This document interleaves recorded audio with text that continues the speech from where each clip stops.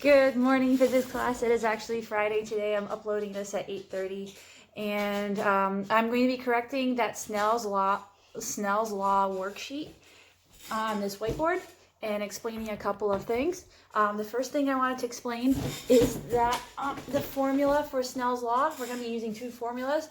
N equals C over V, where C is the speed of light and V is the velocity of the wave. And N is something called an index of refraction, and that is on a page of your reference table. I have it here. What page is this? Can you see this? You see where it says, can you see that? I got to point down. Okay, so air has an index of 1, corn oil has a frequency of 1.47, etc., etc. One thing that I want you to notice about this is that they all have the same frequency. Can you see that here? That's 5.09 times 10 to the 14th hertz. And now if you go to your frequency chart, that happens to be a yellow light. Remember we talked about earlier this week in Schoology, in one of your assignments, that yellow-green are the two frequencies that you see most of visible light. So there you go. If we have a light shining in the normal yellow frequency, which is the most, what we usually get here on Earth, you'll get this, okay? So these values are the ones you're going to be using.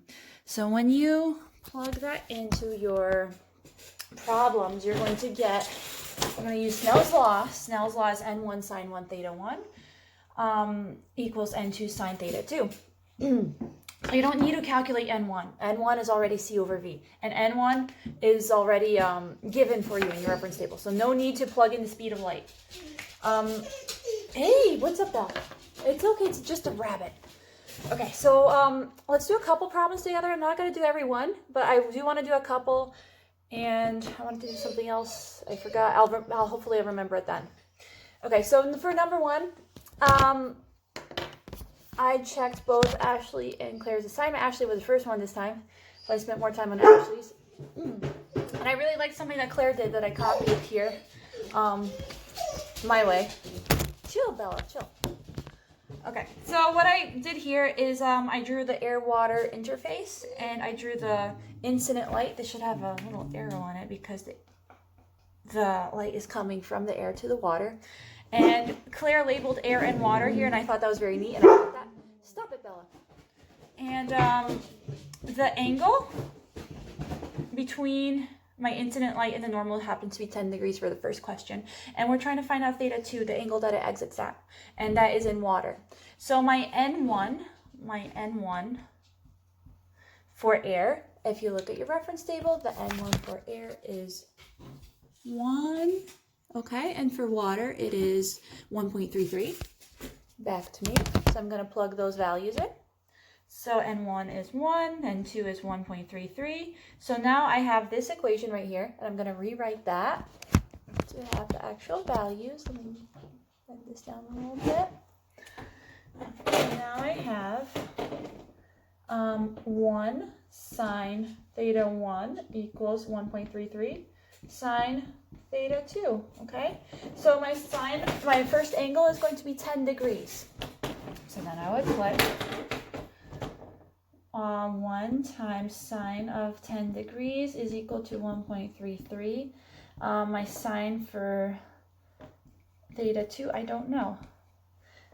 So then I would multiply this. I would find the sine for 10 degrees, which, let me look at my notes. What was it?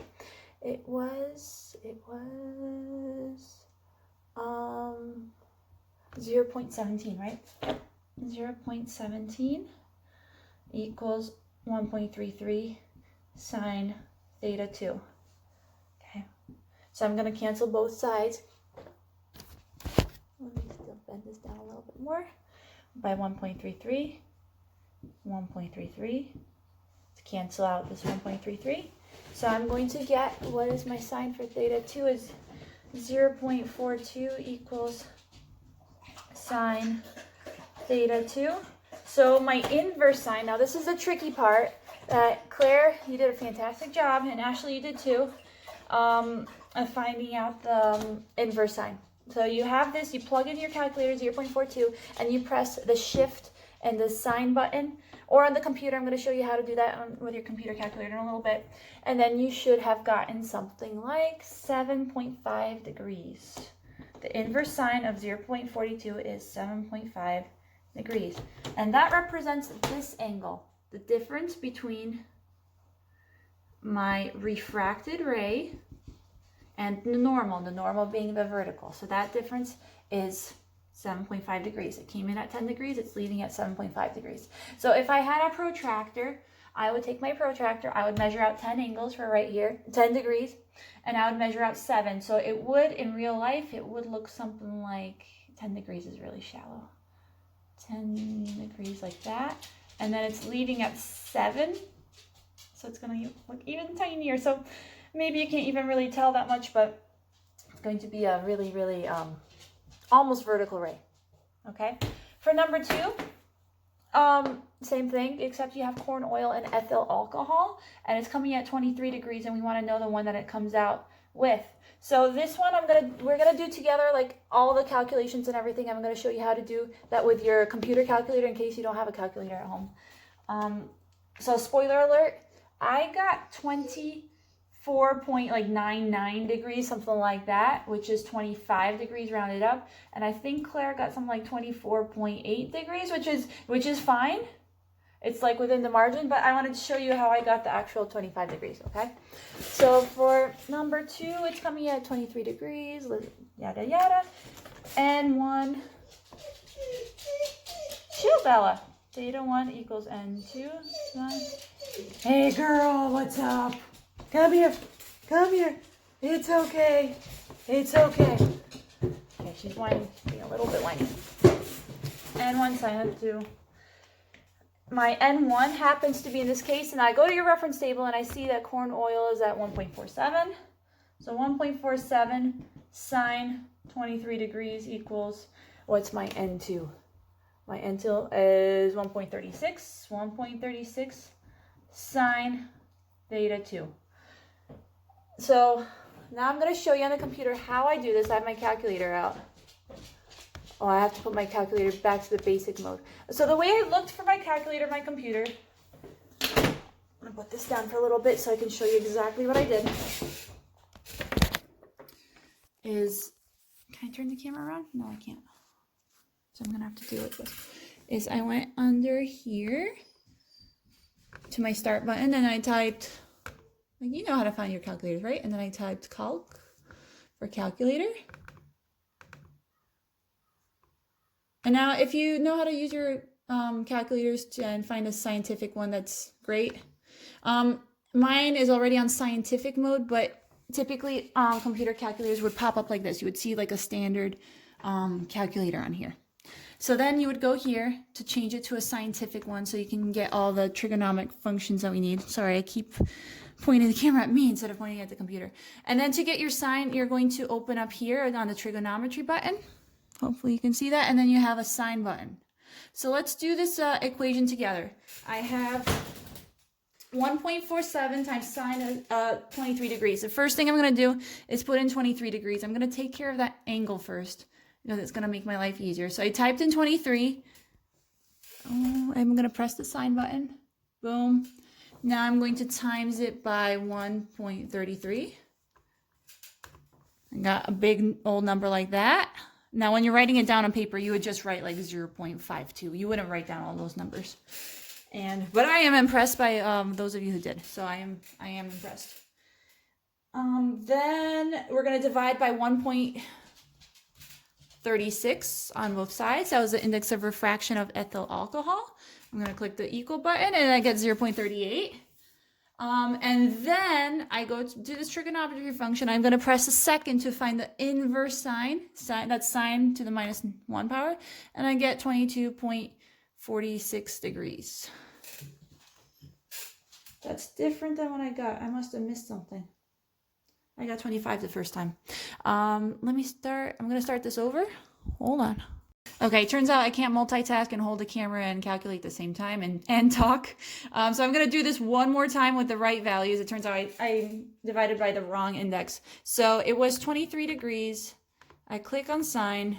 I times it by 1.47. I think I did that wrong the first time. And then I divide by 1.36. And then I click on inverse sine, and then I get 24.98, which I'm going to round up to 25 degrees. So that is how you use the calculator to get that type of problem, okay?